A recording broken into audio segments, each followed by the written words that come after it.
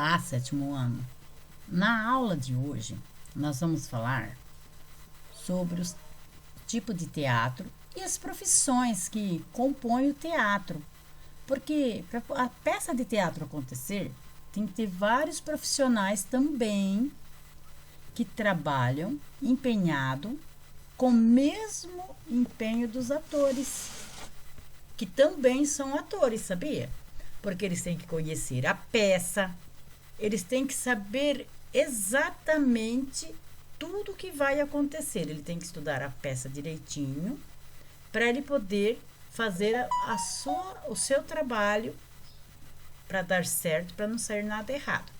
Então, o que nós vamos falar? Nós vamos falar no teatro de animação, na personagem, adereços, cenário, iluminação e sonoplastia. Então, atrás de cada desses daqui, ó, tem um profissional. Ó, a personagem é um profissional, que é o ator, que ele doa a sua vida para aquela pessoa que ele está demonstrando fazer, que ele está contando uma história que não é dele. Se ele estiver rindo, ele está rindo com uma alegria que não é dele. Se ele está chorando, ele está chorando com uma alegria, com uma dor que não é dele. Então, ele empresta a sua vida para aquela personagem. O aderecista é quem cuida dos adereços. O cenário, tem o cenarista também que cuida a iluminação e a sonoplastia. Então, é importante que a gente conheça tudo o que acontece para uma peça de teatro acontecer e suas profissões. Vocês façam anotações para favorecer vocês durante as avaliações. Então, aqui, ó, nós vamos ter aqui para vocês apreciar uma oficina de construção de bonecos. Vocês vão ver como que eles fazem os bonecos para montar a peça de teatro, certo? Aqui, vocês vão ter uma apresentação do teatro de marionete. Vocês vão assistir, nós já falamos do teatro Burancu lá no início das aulas de teatro, lembram?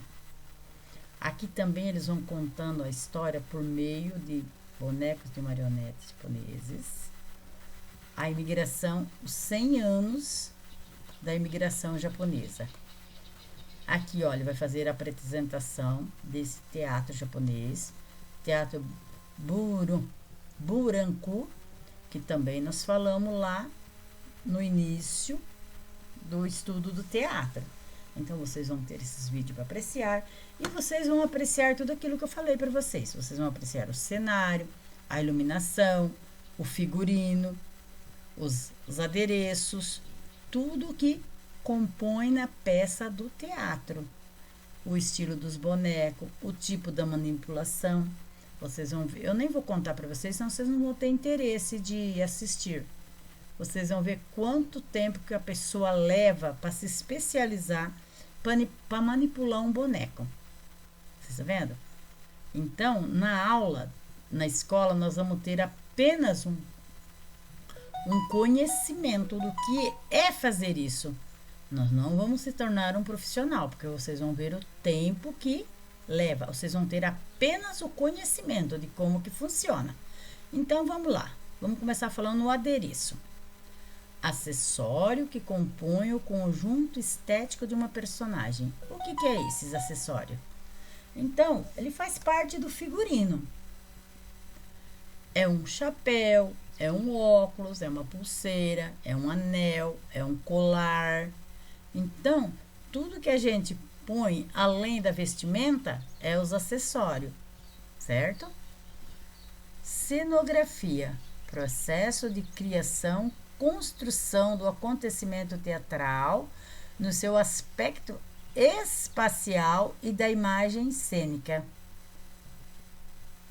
Então, o que é a cenografia? O cenógrafo que monta o cenário, que o cenário ajuda a contar a história, certo?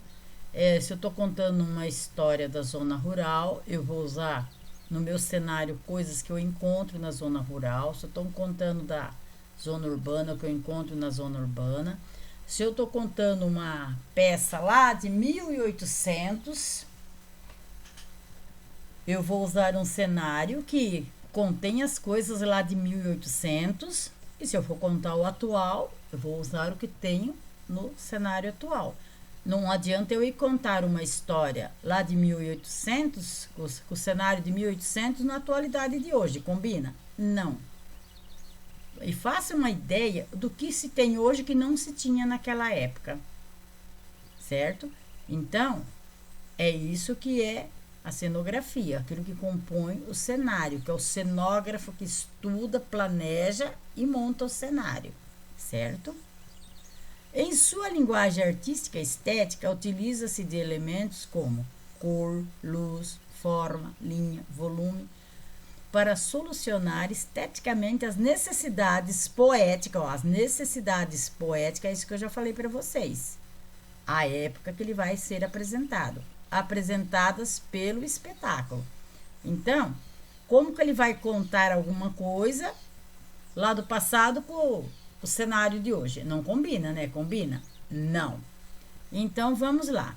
Hoje, projetos cenográficos são expandidos para além da cena teatral, podendo ser encontrado em exposições, ambientes e lugares para as mídias e eventos artísticos e estéticos, espaço cênico. Então, ó.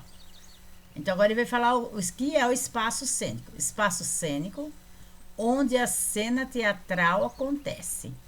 Na contemporaneidade, o fenômeno teatral pode acontecer em qualquer lugar, transformando qualquer espaço em espaço cênico.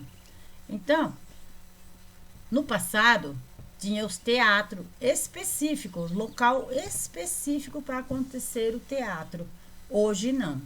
Hoje basta tendo 3 coisas, pode ser um espaço cênico. O que tem que ter? O ator, a personagem e o público. Se você tiver o autor e público, você já tem um espaço cênico. Ali onde que ele fazer aquele espetáculo é o espaço cênico, podendo ser a sala de aula, a rua, a praça, a porta de um mercado, na igreja. Então, hoje, nos dias de hoje, o espaço cênico pode acontecer em qualquer lugar. Embora um teatro bem sofisticado, sempre ele vai acontecer lá no espaço teatro mesmo, porque nós temos o teatro apresentação e o espaço físico chamado teatro, né? Então, é isso aí, tendo o público, porque se tiver o ator e não tiver o público, não tem peça, porque se fazer para ninguém não aconteceu, não é? Então, ele fala assim, essa metamorfose do espaço acontece com a presença do ator em ação. O ator em ação e tem que ter o público, porque se não tiver o público, não aconteceu, certo?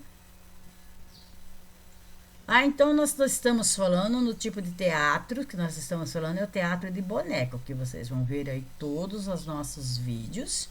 Ele está voltado para o teatro de boneco e o nosso estudo é o teatro de boneco. Então, gênero teatral em que bonecos representam personagens antropomorfos, zoomorfos e míticos. Nesses espetáculos, o ator manipulador quase sempre não é visível.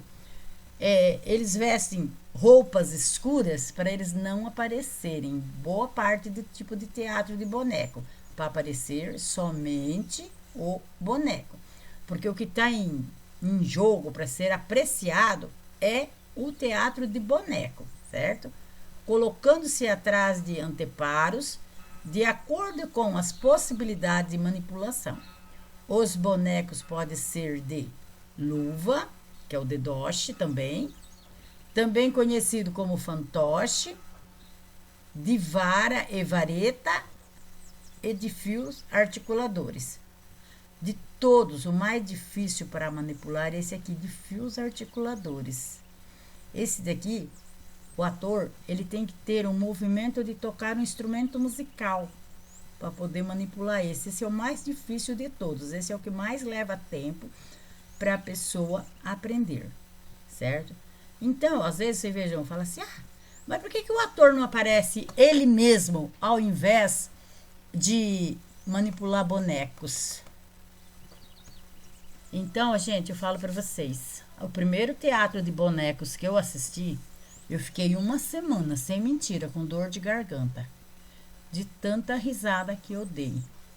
O professor Wagner, daqui da região, eu não sei se hoje ele está, porque eu perdi o contato com ele, trabalhando.